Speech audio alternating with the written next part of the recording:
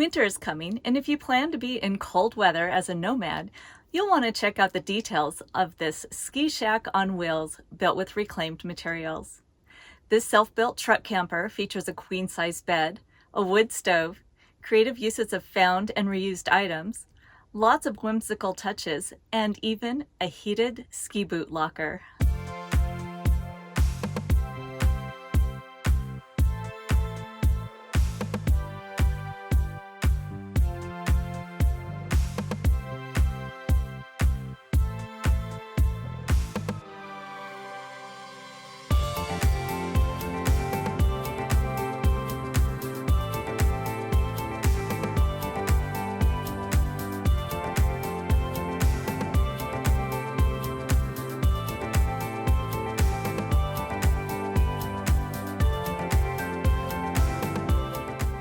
Hi, my name's Mark, but everyone calls me Riz, so you guys can call me Riz.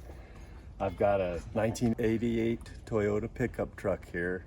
It's got a 4-cylinder engine, and I took off the bed and I built the hippie shack on top of it. It's made out of an old redwood deck framed with 2x6 redwood that's been ripped down the middle into 2x3. And then all these strips were cut off a redwood 2x6. And if you want to come inside, I'll give you a little tour. Right here, I've got a propane heater that vents out. This was all designed to make skiing warm and comfortable. And underneath my heater, I've got a heated ski boot locker. So my boots are nice and warm when I put them on in the morning. I've got a queen size bed over the cab. I've got a wood burning stove here for when it's really cold, and that'll heat the place up pretty dramatically. A little couch here and a twin bed in back. So one of the nice things about taking the bed off the truck was I got to come in through the side. Most truck campers, you have to come in and out through the back. So with the side entry, whoever's sleeping in back can get up and go out, or whoever's sleeping over the cab can get up and go out without waking anyone else. Yeah. Over here, I've got a stove with an oven and the propane heater. Those were salvaged out of an old camper, and I had the paint matched so I could paint my countertop. And this is just an old cooler, so I got the paint to match the retro paint. Old cabinet. All this stuff was either free or very cheap from resale stores or just out of the alleys. The window up here I got out of someone's trash pile. And actually the foam for the mattresses I did buy new, but I covered it with all the curtains and fabric I sewed myself with fabric that I bought at the Ark or Goodwill or something like that. I tried to use old stuff in a unique way. So this is an old Look Nevada ski binding, and I actually used bindings like this when I started skiing in the early 70s, and that works to keep my cabinet closed, and it works like a charm.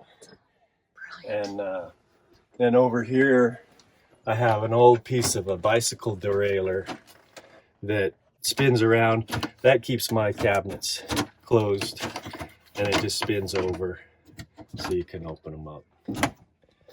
And let's see, I got a buffalo nickel there to hold my cutting board in.